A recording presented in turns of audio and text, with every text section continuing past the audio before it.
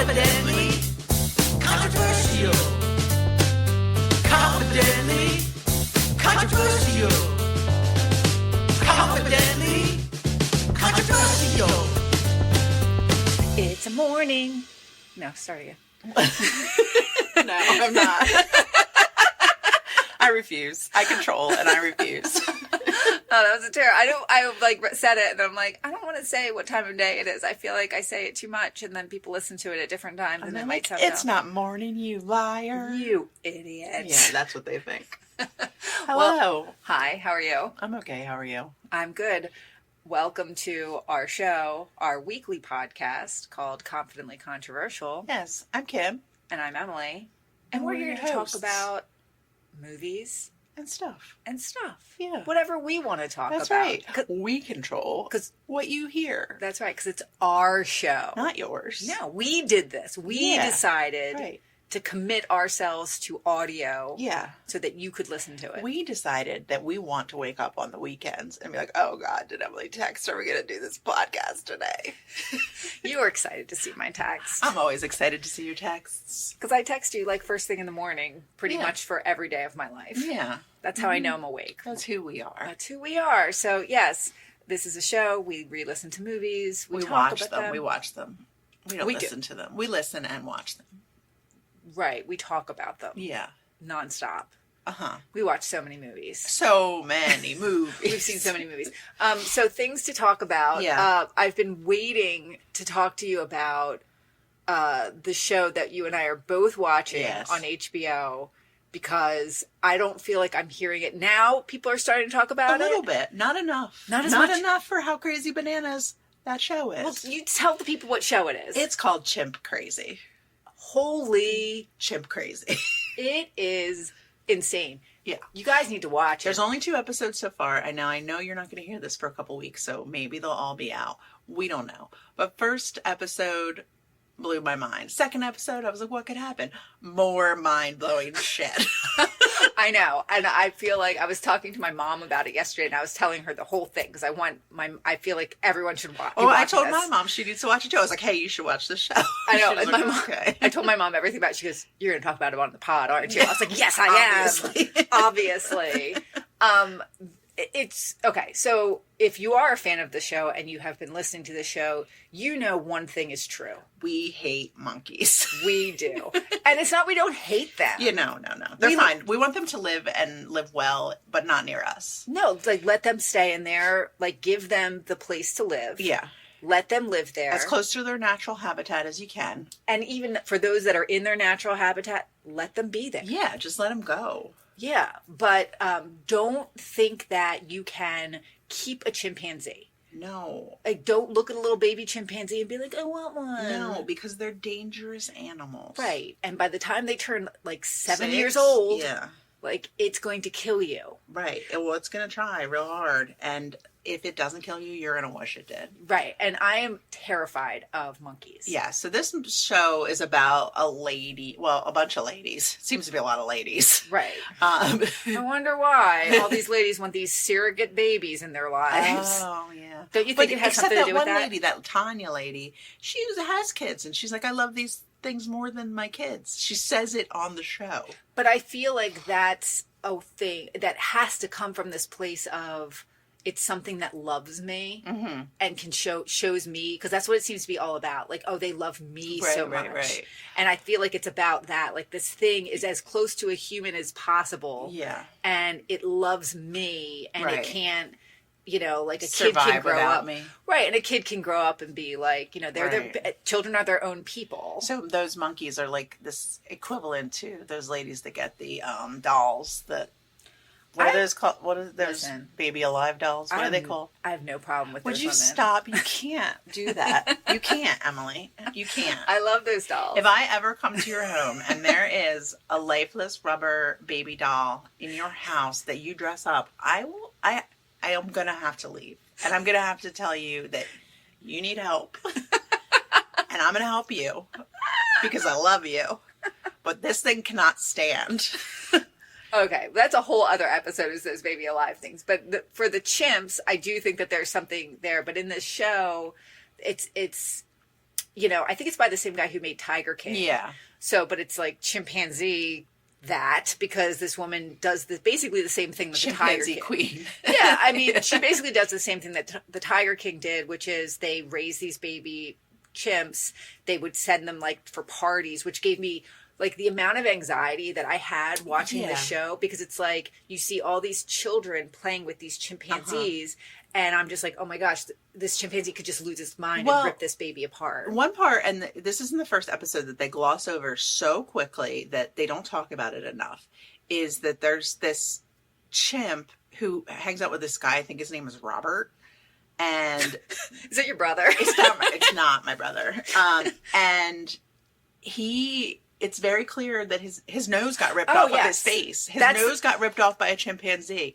Yes, Emily, you're raising your hand? That's the husband of the chimpanzee queen. I know. Yes. I know. And he got his nose ripped off by a chimpanzee. And she had to go in and get the nose. And then they sewed the nose back on. And let me tell you, it's pretty obvious. I think it's a fake nose. I think that whole piece No, they had is fake. They put it back on. But then he's being interviewed on the news and he's talking about how great and loving these chimpanzees are when it's obvious he's been mauled. Yes, and he still gets in the chimpanzee's face. I was talking to my husband about this the other night when we were watching this.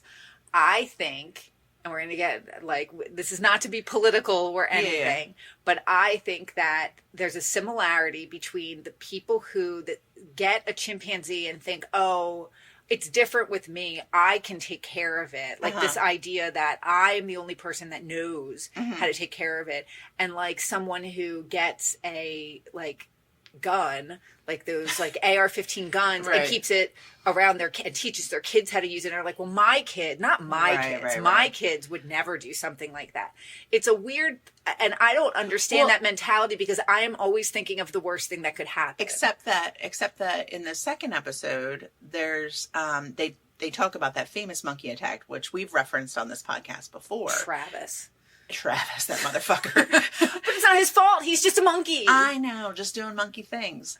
And they talk about Travis, who basically like tore the lady's face off. Yeah, she did. Yeah, he did. But they said like the person that owned it was starting to have problems. Like she had bruises all over and stuff like that. I think people get to the point where they're like, oh no, I can handle it. And then they're like, oh shit, I can't handle it. And they don't know what to do. Right. And then they keep it. And then the monkeys rip their best friend's face off. Yeah, it's bad. And like they escape, like even the ones in this home, like they had the chimps escape. If I'm in my car and there's a chimpanzee, I'm going to die. Oh my God, die. I would die. Yeah. I would just pass out. No, it would be, it's so scary to me. Do you remember when we were in San Francisco and we saw Dana Gould? And I believe he had a whole comedy routine on the monkeys. Yes, it's in one of his more recent specials. It's in there. Oh, like one that's recorded? Yeah, it's part of like his more recent special. So Dana Gould, a great comedian. He also has a great podcast. You should definitely check that out, because he does have like a great bit about chimpanzees and how they kill you. Yes. It's pretty great. Yeah. So anyway, if you haven't watched it yet, you should watch it. There's a woman who breastfeeds a baby chimp. There's, as we mentioned before, noses being ripped off. There's poop throwing. There's kids who grow up like their brother is a monkey.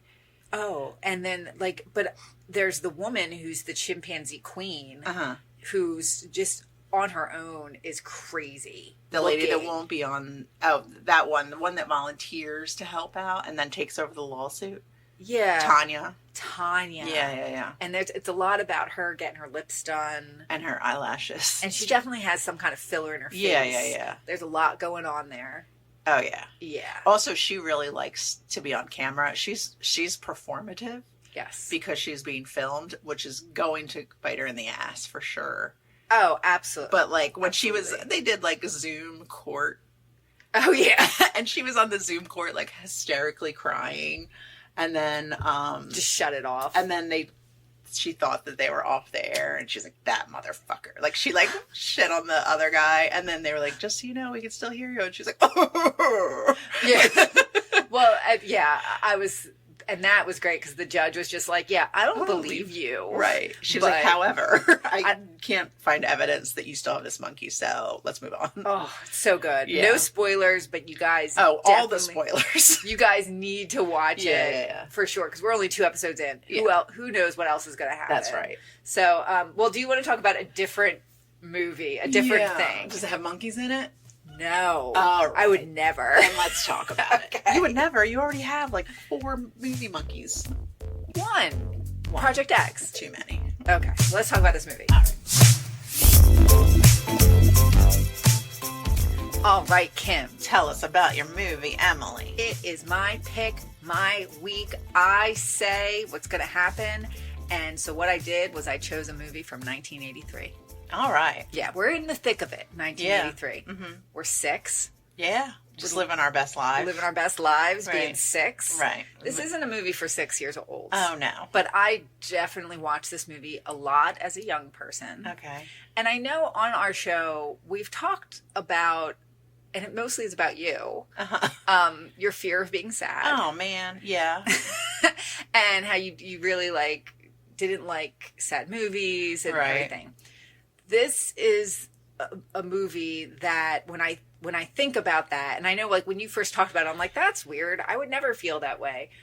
But I definitely felt this way about this great. movie. Thank you. Because this movie was the first movie that ever made me cry. Oh, no. And when I was talking to my sister about it yesterday, before I even said anything to her, she was like, oh, that movie, that was the first movie I ever cried at. Oh, no. So, Why don't you like me? I do like you. Why do you want me to feel my feelings? I don't know if we'll still feel that way because this movie is also a movie that's really for young adults. Okay. So I don't know if it will hit us I'm a in the young same adult way. at heart. Sure. Okay. But yes, so this movie, I remember it really hitting me when I was younger and would watch it because we did watch it a bunch. I feel it was Okay. on TV a lot. Okay. And I remember hiding in the pillows on the couch and not wanting anyone to see that I was so moved Sure. by this. Why are we movie. afraid to cry at movies? Why is it don't wanna- embarrassing? I don't know. But it's universally embarrassing for people Well, to feel. I don't know. I know that now, and whenever I do cry at a movie, my husband will be like, "Are you crying? Are I you know, crying?" true. My husband will mock me, and now my daughter does the Yeah, same yeah, thing. yeah. Mom cried. It's like, am I not Right. allowed to have feelings here? We're No. watching Coco. I think you should all talk about that. I think we should all talk All about right. that. We're allowed to cry. Mm-hmm.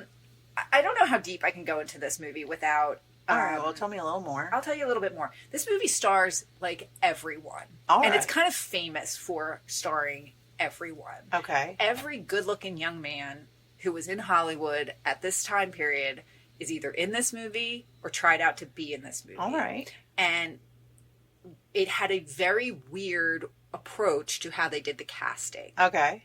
And you've heard recently some of the film's stars have talked about this kind of odd casting process. Is this that they have. Outsiders? Yes, it is. Okay. Have you seen this movie? No. You've never seen The Outsiders? No. Have you read The Outsiders? Because you were a very prolific reader when you were young. I don't know. Because S.E. Hinton. S.E. Hinton, who wrote this book when she was only 15 years old, is credited with inventing young adult fiction. Okay. Yeah, so it's... She's the R.L. Stein of her time. Well, R.L. Stein was definitely... Yeah, she was. There was no R.L. Stein. Yeah. There was no Harry Potter. There was Right. no, No. Hunger Games. Yeah. There were... In fact, when she wrote this book... So she wrote it when she was 15, and one of her... And she wrote it from, if anyone's familiar with this movie, which I assume most people are, if you Just haven't not watched me. it... If you haven't watched it, you probably read it. But because that's how it became famous. Yeah. So that's how they figured out a young adult fiction, because they produced this book and they were trying to market it just how they would regularly market a book to adults. They had it in drugstores and everything. And it was just dying on the vine. Nobody was buying this book. But then the publishers noticed that there was a group that was buying it, and it was teachers. So teachers were buying this book for their classrooms and teaching this book. So then they really started marketing to young people and to teachers. And this book has, since that time, it's never been out of print. They print 500,000 copies a year. It is taught in classes to this day.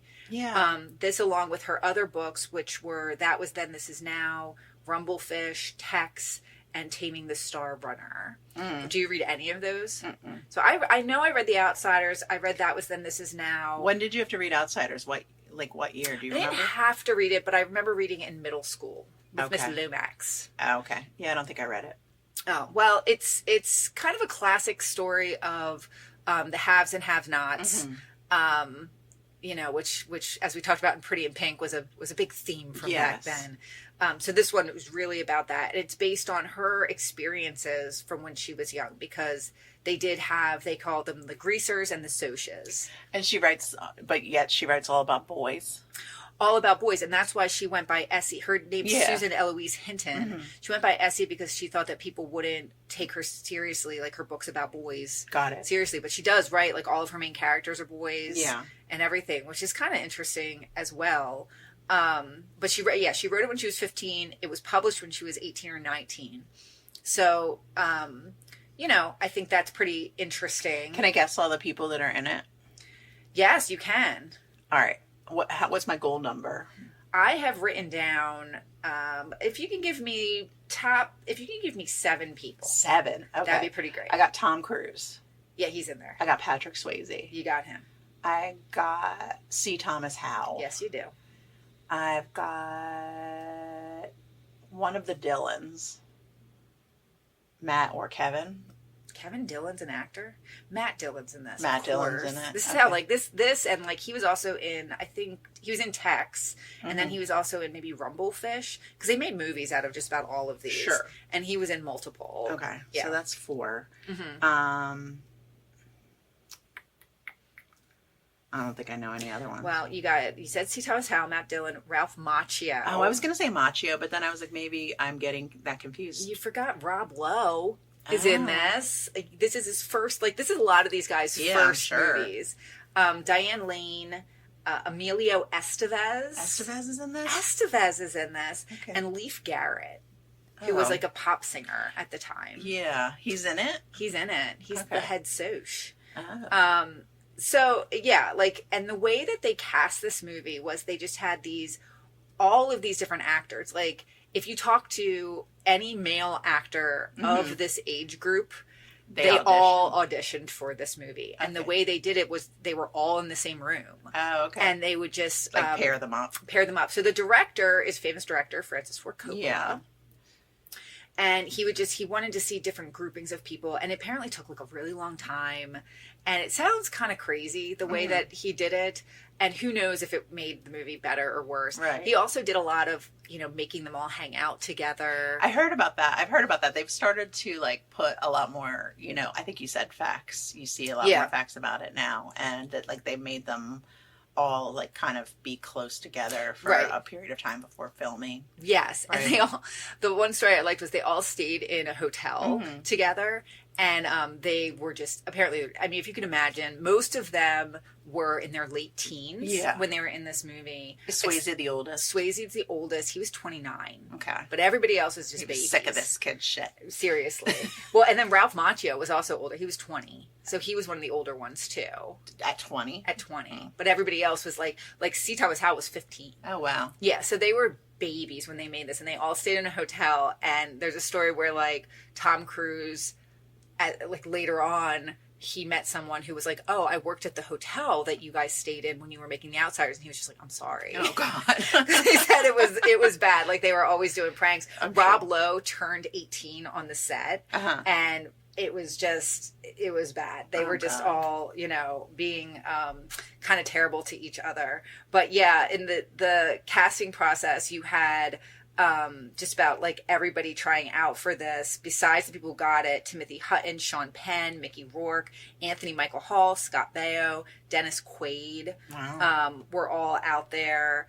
That it was just absolute craziness. But there's also some cameos, which I definitely want to keep an eye out for. So Sofia Coppola, she is the daughter of whatchamacallit, of Francis Ford. So she's in there. She plays a child asking the greasers for 15 cents. Essie Hinton, she plays a nurse in the movie. Nicolas Cage is briefly in it, who is a Coppola himself. Melanie Griffin is also in it. as well. Flea. Yes, Griffin. Griffith? Griffith. I don't know. It says Griffith. Flea is in it. So he is, and Cam Neely, who's a NHL player who I would never recognize. They both have uncredited appearances as rival gang members during the Rumble scene. Interesting. So the Rumble scene, people were really throwing punches and really got hurt. Tom Cruise had to go to the dentist afterwards. He really got hurt. One of the kids got knocked out cold. Like, they were going for this realistic thing. Sure. I also like this one where Francis Ford Coppola wanted, because Matt Dillon's like the bad kid. He's like the king of the bad kids in this one. And I loved him. And Francis Ford Coppola wanted him to spend the night in jail to kind of understand his character a little bit better. And Matt Dillon was like, nope. And he said, no way, Francis. How about you spend night in jail? Which I really kind of love. But yeah, it's another thing that I like was, like I said, Nicolas Cage is Francis Ford Coppola's nephew and was the age for this movie 100%. So he was auditioning for the role of either Derry or Dallas. And he did some method acting. So if you can imagine a young Nicolas Cage really doing method acting, he locked himself in his room for 2 weeks. He was drinking beer. Of course he was. And he was, he was staring at a photograph of Charles Bronson, hoping that the physical and mental attitude of playing a young thug would rub off on him. And his uncle turned him down and told him to audition for the part of Two-Bit, which I think is Two-Bit is Emilio Estevez. And at that point, Nicolas Cage was so fed up because he had all this hard work into it, which ended up being in vain. He just walked away.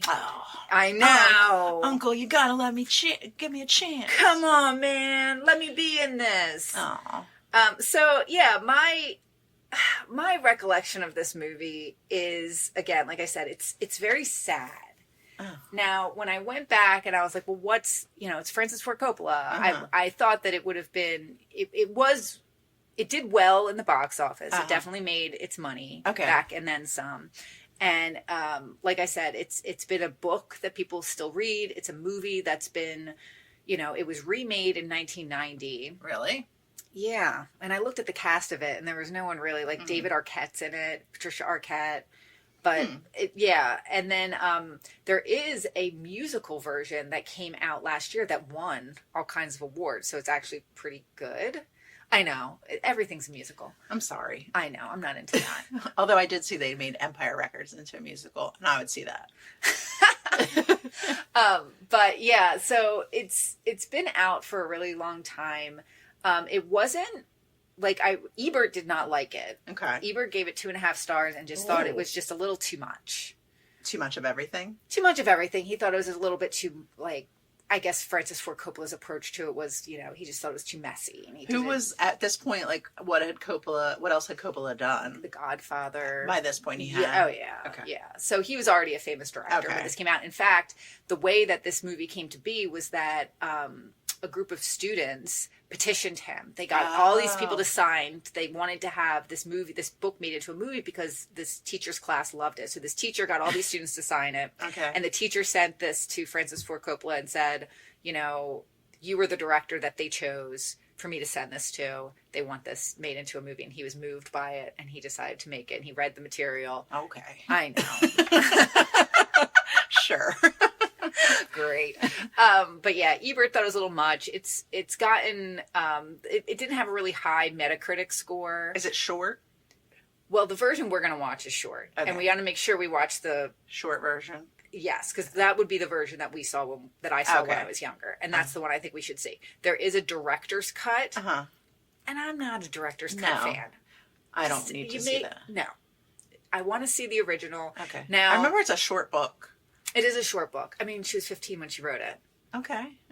She doesn't mean anything. She got tired. She got tired. She's like, I'm young. I'm too busy. I need to go out with my friends. But yeah, he made this movie. So his dad wrote Whose dad? Francis Ford Coppola's dad. Wrote the score for it, which is like this sweeping musical score. Isn't Francis Ford Coppola's parents in Moonstruck? Whose parents were they? That would be not the director of The Godfather, the director of Goodfellas, which is, I can't think of his name right now. He's a very famous director. Oh. But he's not Francis Ford Coppola. Okay. He's The other one. The other one. Why can't I think of his name? His name is... We're not going to sit here and you're not going to listen to... Al Pacino. Let's just say it. Everyone, okay. people are yelling at the thing right now. We're sorry, okay? Right. We can't just recall facts just off the top of our heads. Yeah. You get what you get. You don't get upset. That was their parents? His parents. So his dad was a composer. Okay. His dad wrote the musical score for this, and apparently Francis Ford Coppola didn't really like it. But he didn't want to tell his dad that he didn't like it. Listen, so pops. But when he did the director's cut years later, by that time his dad was dead. Oh. So he took it out and he put in music of the time. Oh, interesting. Yes. So yeah, I've been wanting to rewatch this movie for a while, but I knew I wanted to rewatch it on the podcast. Great. So I'm excited to watch it. I feel like sometimes these movies that really moved me when I was younger, they don't always get me. Yeah. Because you fall out of it. Yeah. I also think, Do you think you watched it when you were like really little, or you probably waited? No, I feel like I watched it when I was pretty young. I mean, yeah, I was pretty young when I saw it. It's interesting. This. I know pictures, like still pictures of like the cast together, like on the back of a truck or something like that. Mm-hmm. I have no idea, no concept. Like, I don't even know what this movie looks like as a movie. Really? Yeah. Like, it's very far removed from, like, I never even saw part of it. Really? Yeah. Well, then I'm excited to watch it with you. I'm not, but... Really? I mean, I feel like I've gone this long. I'm probably all right. Well, you're going to watch it. I know. Okay. All right, we're watching it now? We're going to go watch it now, and then we're going to come back and we're going to talk about our feelings about it. All of our feelings? All of our feelings. Okay. Controversial.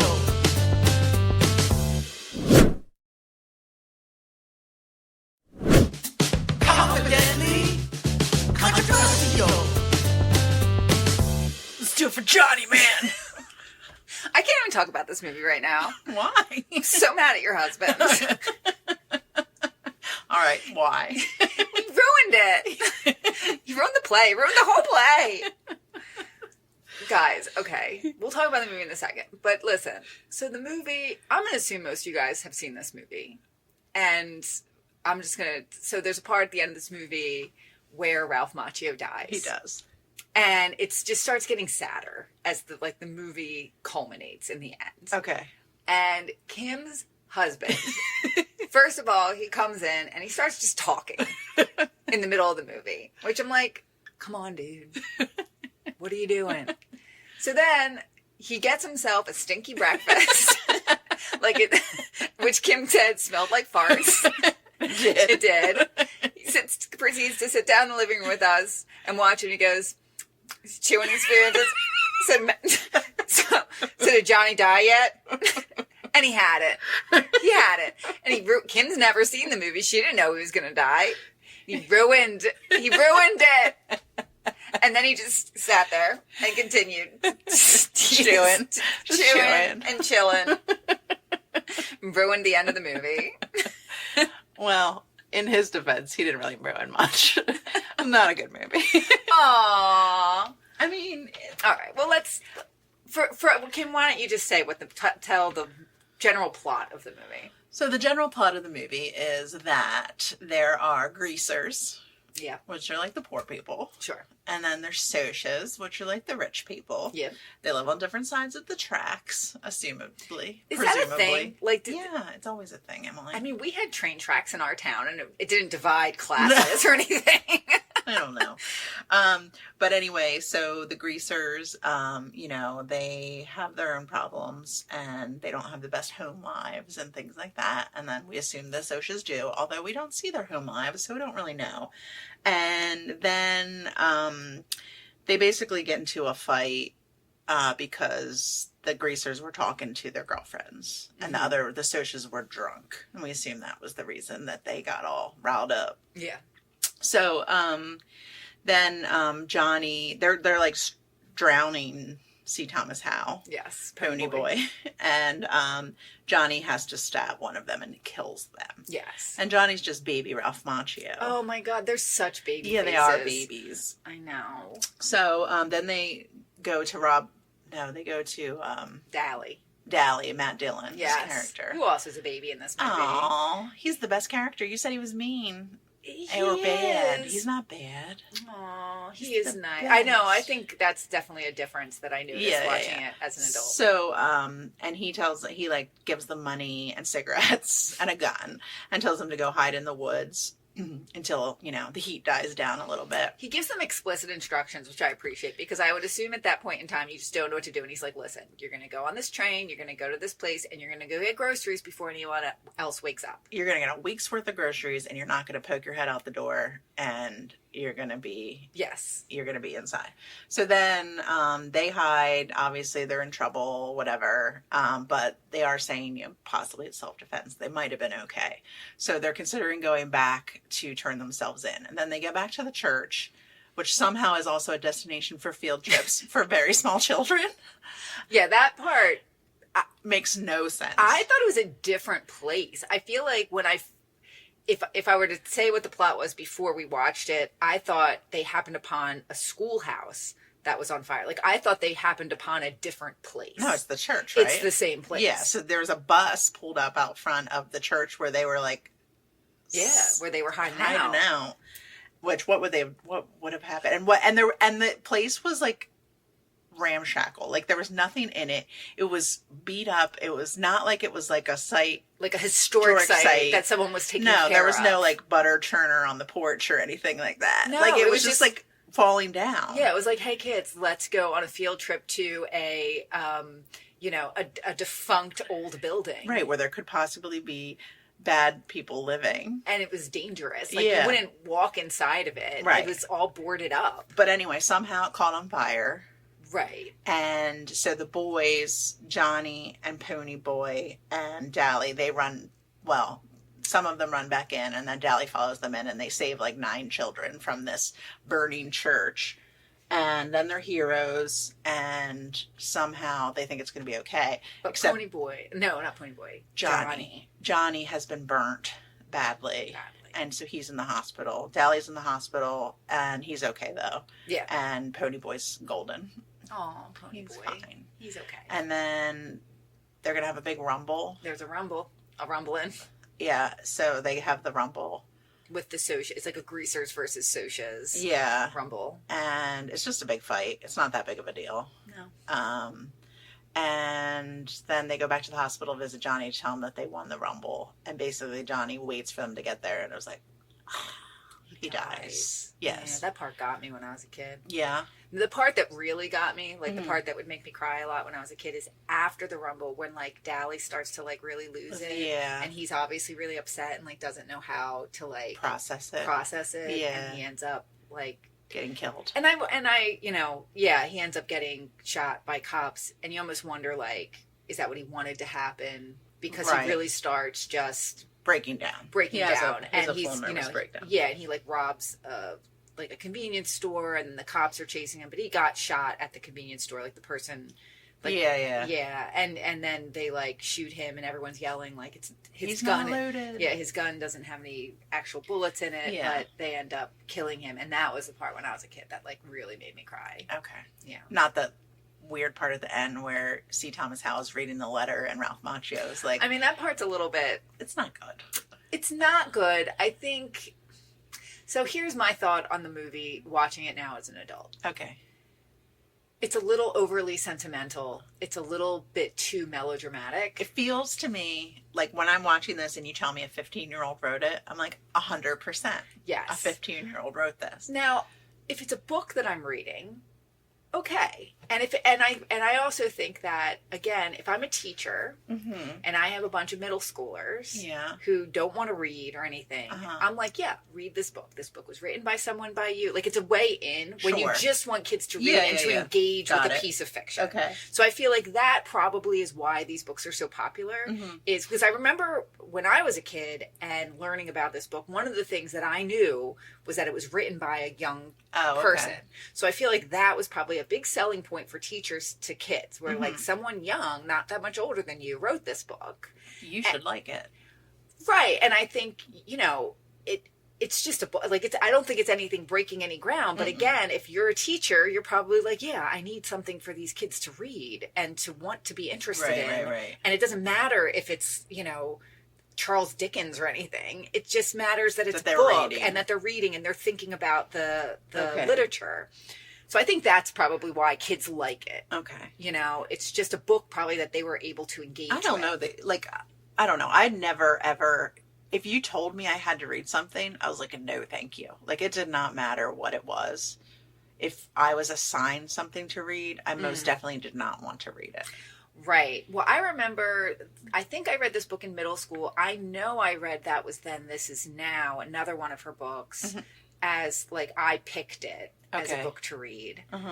Because again, I really liked this movie when I was a kid. Okay. Like I really did. Yeah. But it's very, like I think it's knowing that it's Francis Ford Coppola, you can definitely feel when he's just being a little bit too, like it's too directed or something, where they have these shots, these like beautiful shots and like the sunsets and the skies are all dim, and it's just a little too perfect. Well, that's what I think too, is like, I understand the point of the book and or the movie is to show you that nothing gold can stay. No, it's to show you that no matter where you're from or who you are, you have redeeming values and qualities, and like, we shouldn't judge a book by its cover yet again.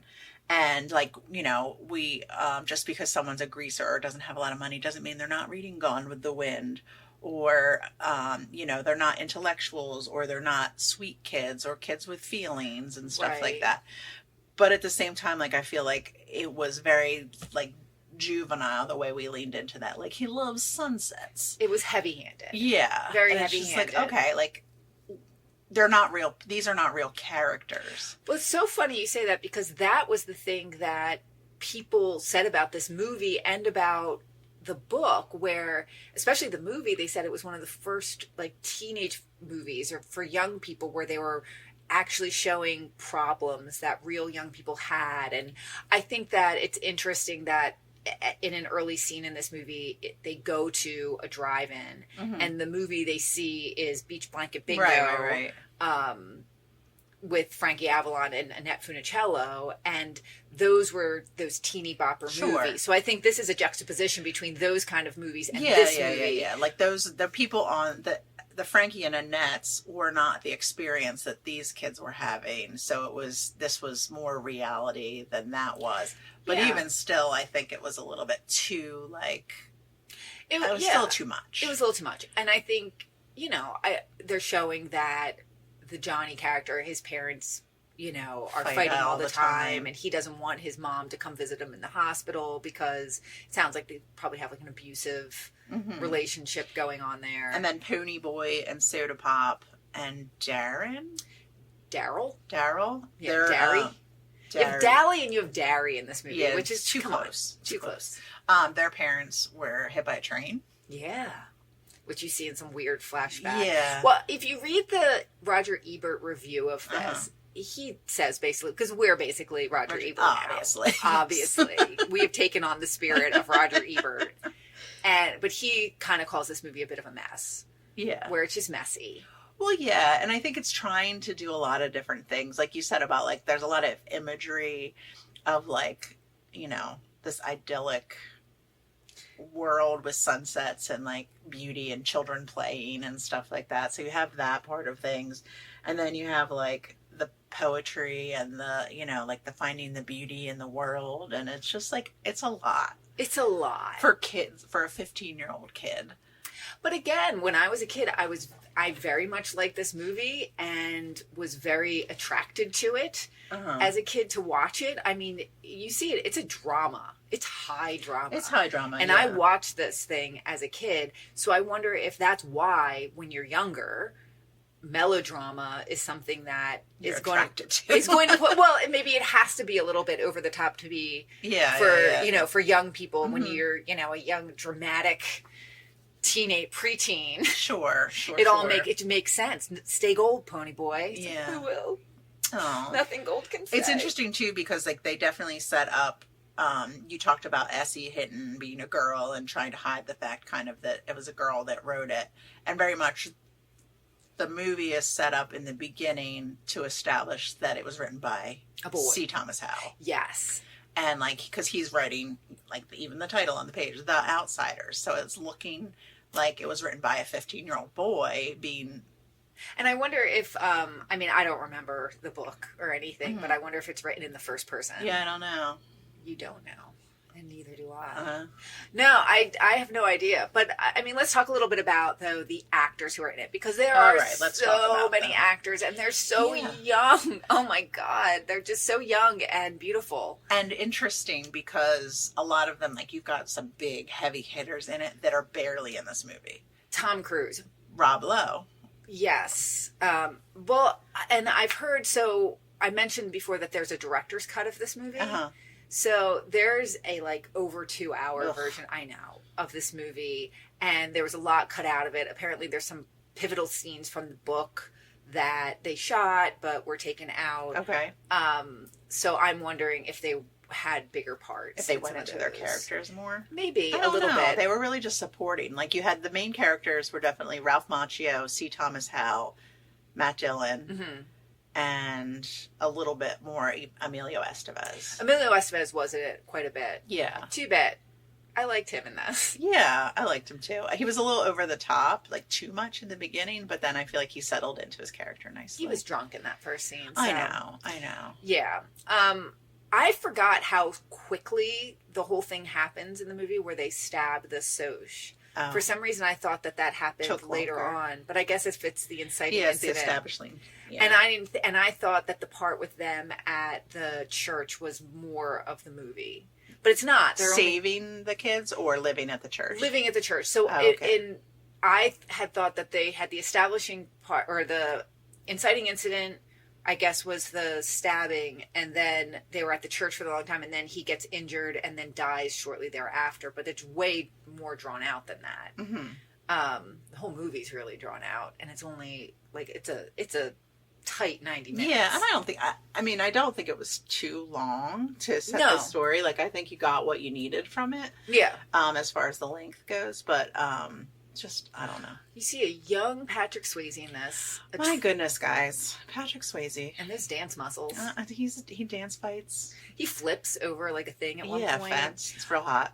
They're in that same part. I know we were looking too hard at Patrick Swayze in that part when he does a flip, but Tom Cruise actually does a flip off of a car. I don't know if you noticed that as well. Okay. So Patrick Swayze taught him how to do it. Like was like, you should do this, like, and taught him how to do it. But he's real nervous about doing it. Tom Cruise was, and he had eaten a lot for lunch before. He was like not feeling too good. So Essie Hinton, who plays a nurse in one of those hospital scenes, she co-wrote the movie and was very involved in all of it. Okay. And she became almost like a den mother to all these teenage boys who were hanging out at this thing. Sure. So Tom Cruise wasn't feeling good and he was really nervous. And she was like, "Do you think you'd feel better if you threw up?" Oh. and he was like, "Yeah."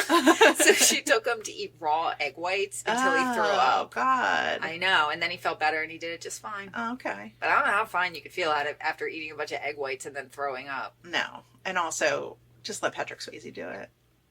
Yeah, like he didn't need to do that. I feel like you're paying attention to Patrick then it Swayze. becomes theatrical.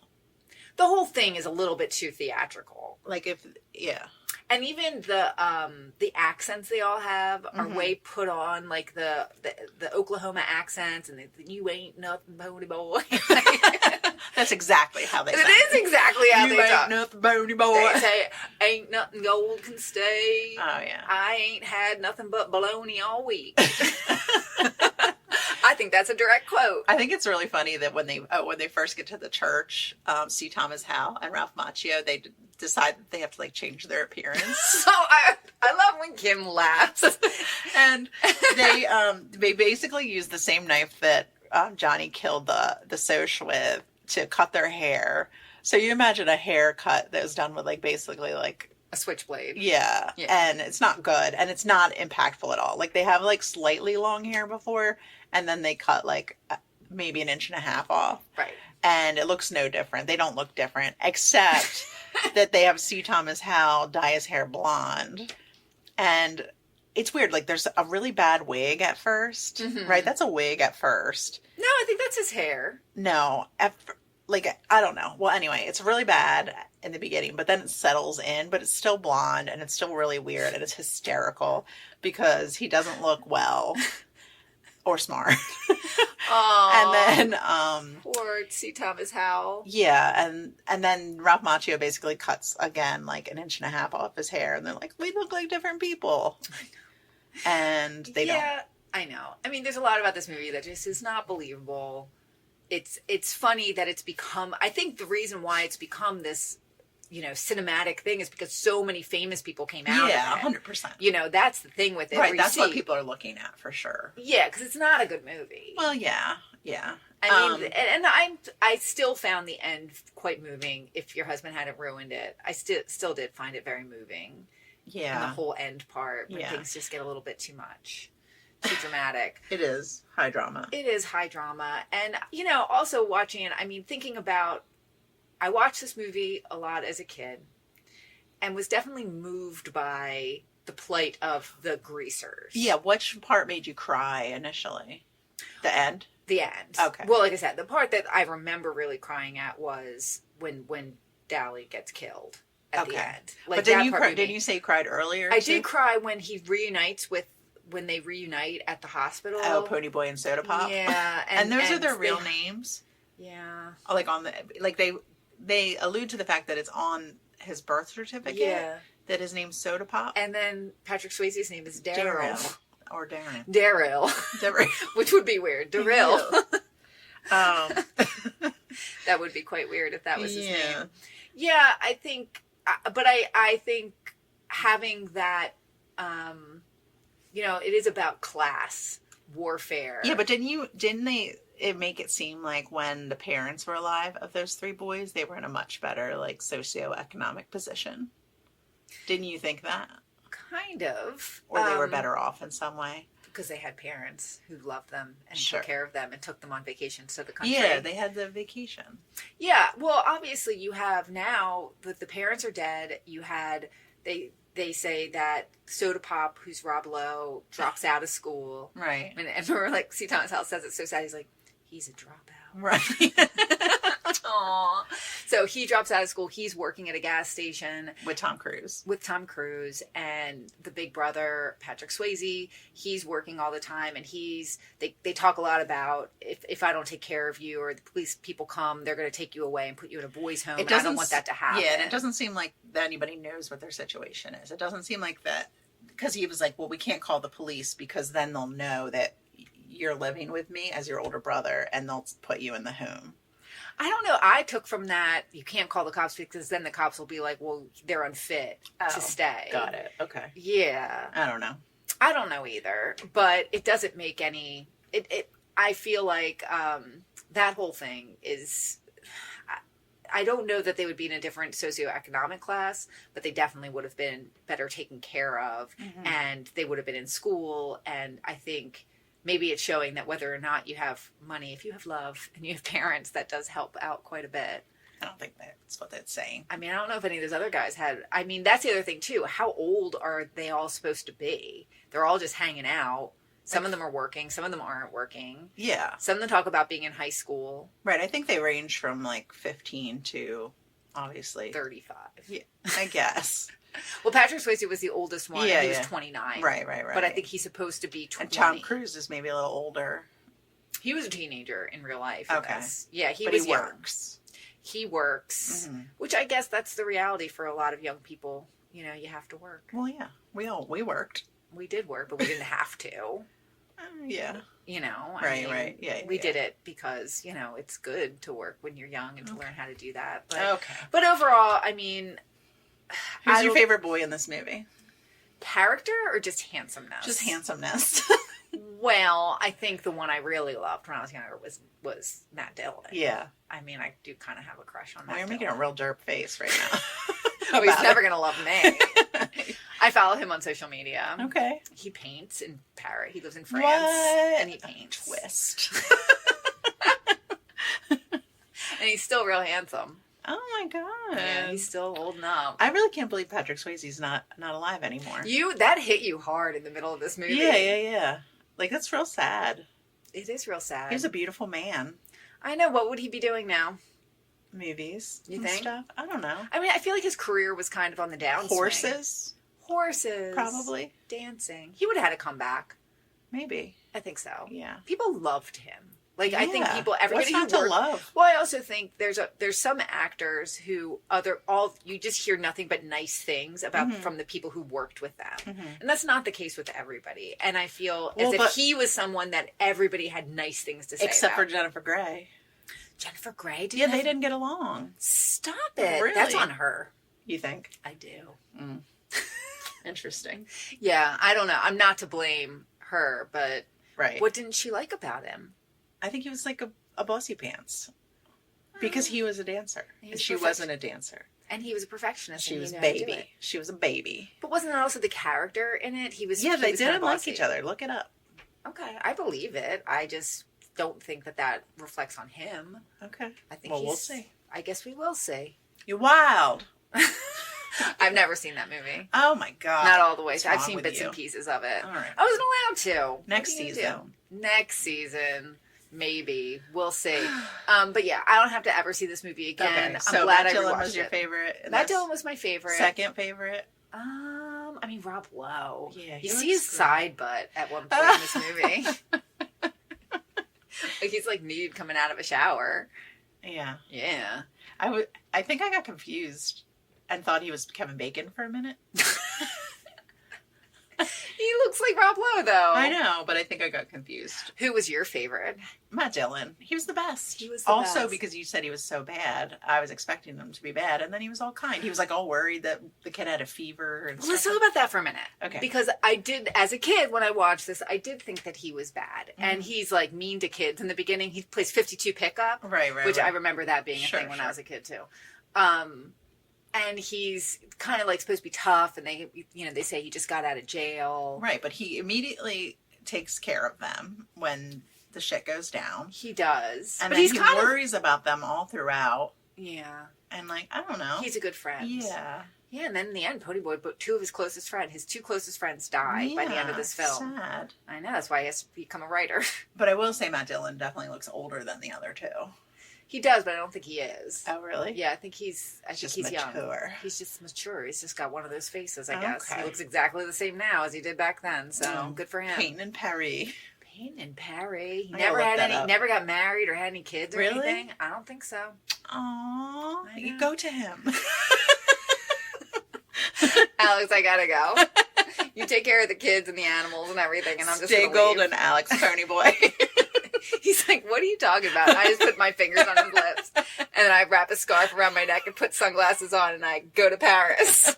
And Matt Dillon's like, who are you?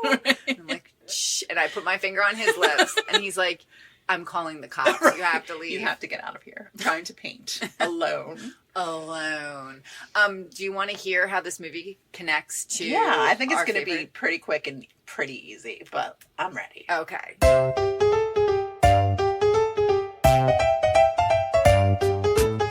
Okay. Tell me. Here, this is our first direct connect. Actually, it's not the first one. It is. We had one. Oh, we did? Yeah. Oh, well, this is another direct connect. Okay. Because I didn't even need to look this up Okay, to tell know me. what the connection is. Tell me. So you got Emilio Estevez Oh. was in Young Guns 2 Oh. with our buddy Christian Slater.